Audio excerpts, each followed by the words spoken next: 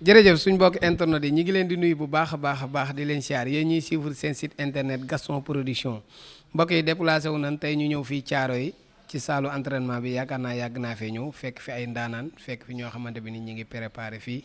bu ñu amee combat fii la ñuy def préparation yi tey nag ñu ñëw jël si ki nga xam mooy Baye Mandione Junior fas yéenee waxtaan ak moom ci combat bi nga xam ne dëgmal na ko muy le 11 février si digganteem ak Boy Jaxaaw bu Thiès mu nekk nag làmb bu neex mu nekk làmb yoo xam ne lépp ay grand combat la Assane Ndiaye moo fa jaar yaakaar naa ne moom saa bu tëggee làmb rek day neex saa bu tëggee làmb amateur yëpp ay wuy si saa bu tëggee làmb kenn du laajte kan ak kan la ñu boole parce que xam nañ li leen Assane Ndiaye di andil parce que tàmmal na leen 5 grands combats tàmmal na leen 6 grands combats comme nañ ko doon defee rek noonu la ko defee waat da leen a andil grand combat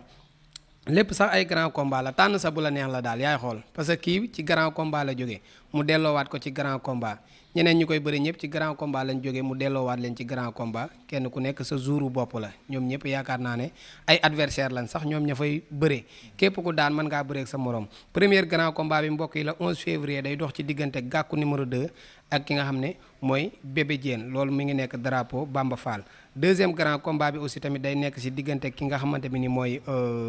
Boy Sey numéro 2 ak Cheikh Super Jamono loolu tamit yaakaar naa ne combat bu neex la nekk drapeau Pam Mbaye yaakaar naa ne loolu tamit amateurs yi ñu ngi ciy bàyyi xel waaye troisième grand combat bi day dox ci diggante ki nga xam ne mooy Baye Mandione Junior ak Boy Jaxaaw loolu mooy ki nga xam ne drapeau Léna de Pape Djibril Fall Pape Djibril Fall nag yaakaar naa ne ku ne xam na ko ci réew mi macha allah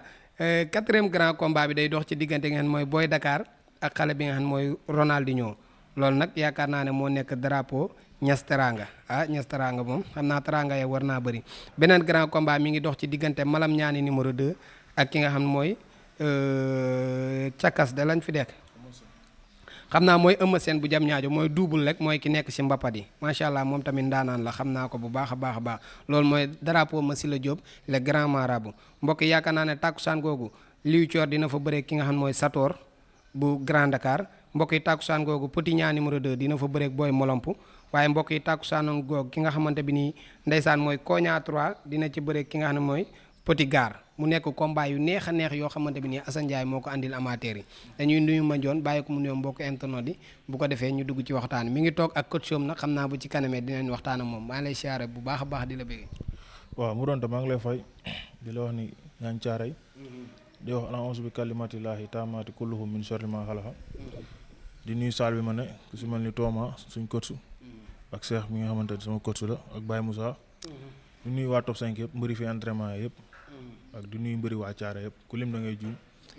waaw di la wax ni yaa ngi Caaray. macha allah foo toll ci wàccaay bi. waaw ñun pare nañ bu yàggee ndax combat bi bu ma juumalee avant tabaski ba léegi kon yàgg na. kon boo pareewul dootoo pareeti si àdduna. bu doon suba pare nañ. liggéey nañ ci li ñu war a liggéey lépp. ànd ak suñuy mbokk. ñu teg ñu ay coono yoo xamante ne tegoon naa ko. di leen wax ni daal le 11 février yàggatul incha allah dinaa ñëw. jàpp gan gi defaral ko si lu gaaw. ñëwagul ci gan gi pour l'instant nii ñaata séance d'entraînement nay def. man ba combat bi taxawee ba léegi 3 séances laay def. 3 séances su ma yeewoo damay dem géej dem physique. su ma ñëwee nelaw 10 heures 11 heures ma ñëw salle. ngoon ma dem contact des fois ñu physique. combat yi ngay préparé yëpp ban moo si gën a metti. waaw bii moom metti na. ci préparation waaw metti na ndax dew ma Gàmbi. ok waaw bii dew ma Gàmbi ndax Gàmbi laa daan waajalee sama 5 combats yi mujj yëpp. mais bii gars yi na ma doo dem. ndax contact bu bëri lañ si bëgg. ok voilà si laa toog nag dégg ndigal. booba léegi li ñu wax yëpp maa ngi koy def. résultat yi maa ngi ko ciy gis. te xel dal na daal pour man. macha allah yaakaar naa ne da nga ne foofu rek laa lay laajee question demoo Gambie lan moo tax demoo Gambie parce que sa dernier combat fa nga ko préparé sax ak yeneen combat 9 janvier sa diggante ki nga xam mooy Ndiaye Tine bu ma jumul fa nga préparé woon Fourrière daan ko bu ma jumul fa nga préparé woon Kàngam daan ko bari na ñoo fa préparé leen daan la rawaan aussi tamit noonu lan moo tax combat bi nga préféré toog Sénégal.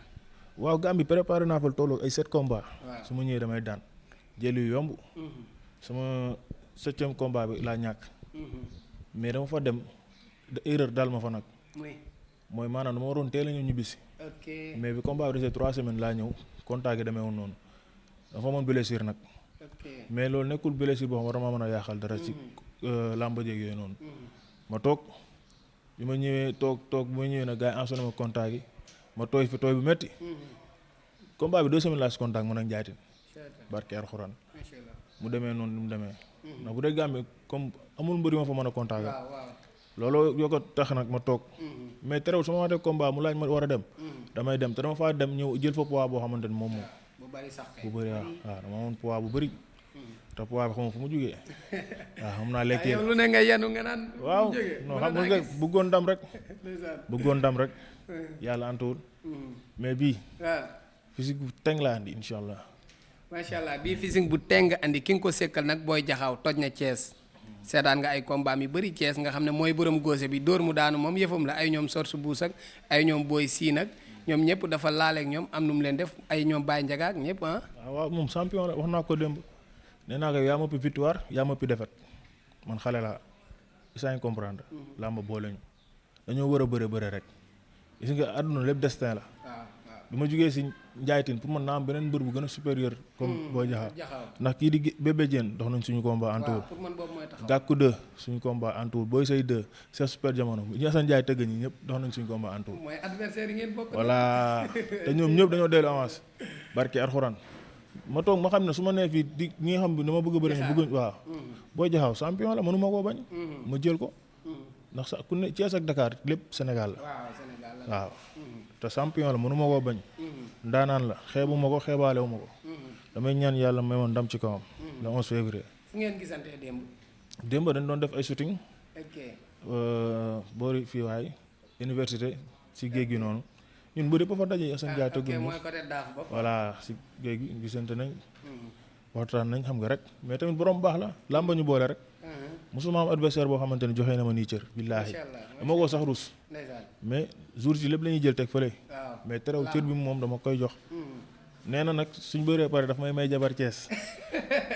comme de moom am na jabar boo am ay doom ah man mi amagul nag na bàyyi ma daan ke rek après may ma jabar mais loolu neex na de waaw loolu de la ma wax ne daf may jabar Thiès ndeysaan ku joxe cër la nag waaw non billaahi wallaahi ku joxe cër la xam naa ko waaw wax sa mbaaxu waay ma wàññul sam dara te terewul na jour ba day saf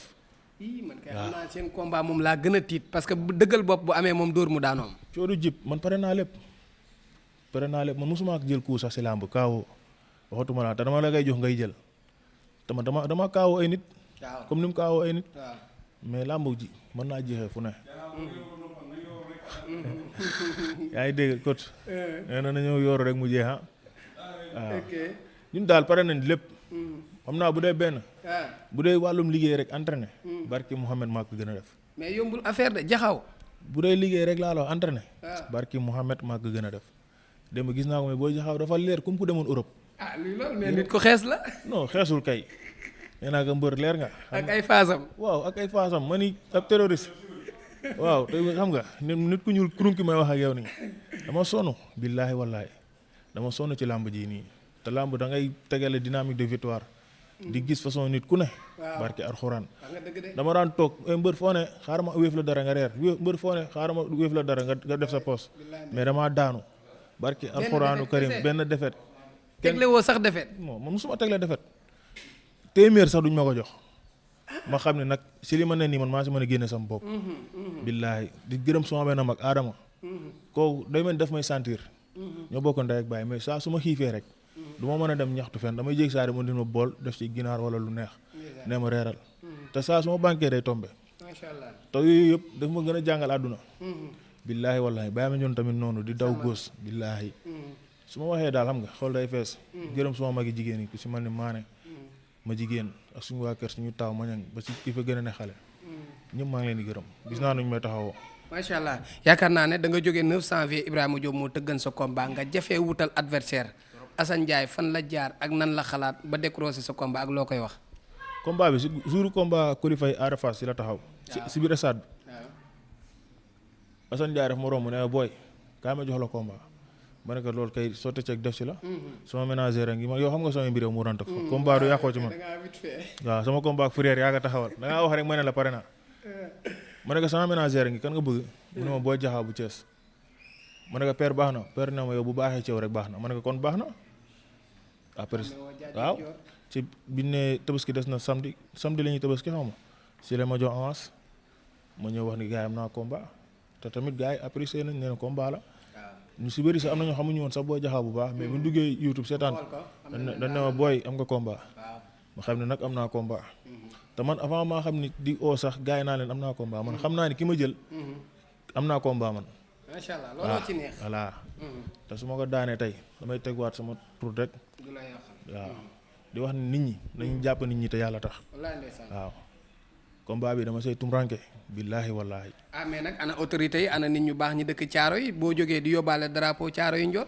gis nga li may mobiliser stade yëpp. waaw barke Alxuraan kenn mësuma jàppale 50 000 francs. nañ bàyyi caaro si autorité caaro yi amul. 25 yaa ngi fay dem. waaye dañoo dem ba sonn pour nga gis leen sax problème la te bu élection amee ñu dañ leen di fayital di woo monsieur le maire bii maître Ndiaye dama campagne ba sonn ndax moom xale la comme ñun. gaa lim ñu magee bëriwul. mais dama ko campagnal ba sonn ba ni mu gañee. combat bi nag dama la cee oo pour nga jàpp si bu baax a baax a baax a baax. gis la nag yombut. mais combat bi maa ngi la ci oo di ko teg si loxo lom mu partagé ko ñoom Ousseynou Faye gaa yëpp. ñu jàppale si combat bi ndax tumuraanke naa si trop. waaw ndax Pikine fii soriwut.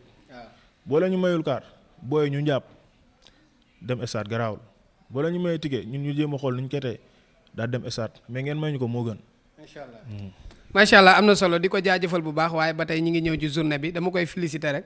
parce que combat am ak Fourrière ba tey taxaw ko ba tey fàttewu ko micro bu ñu ko dékk danaan yaa taxawal sama combat te bari na fi mbër yoo xamante ni ginnaaw yàlla yónnente bi seen combat jaar na ci man te du ma ci dégg sax jaajëf te moom saa bu ñu ko dékkee micro day jaar ci loolu di ko ci jaajëfal bu baax mais tàkkusaan gi xeex wala bëre wala nax wala lan mooy xew. mu doon njoon. combat bi bëgguma si sa wax ju bëri. billaahi wallaahi combat bi passé damaa wax rek ñu xam fa ma jëm. waaw. damaa wax rek ñu xam fa ma jëm. ma def ca erreur yi ma metti. barki alxuraan da ngay mën nit fuuf mu daan la. billaahi wallaahi mais tamit champion ma daan. mais combat bi nii. du ma ci waxaat wax dara nit lu may def sama coach yi sax dama ne bu ma si kenn conseillé.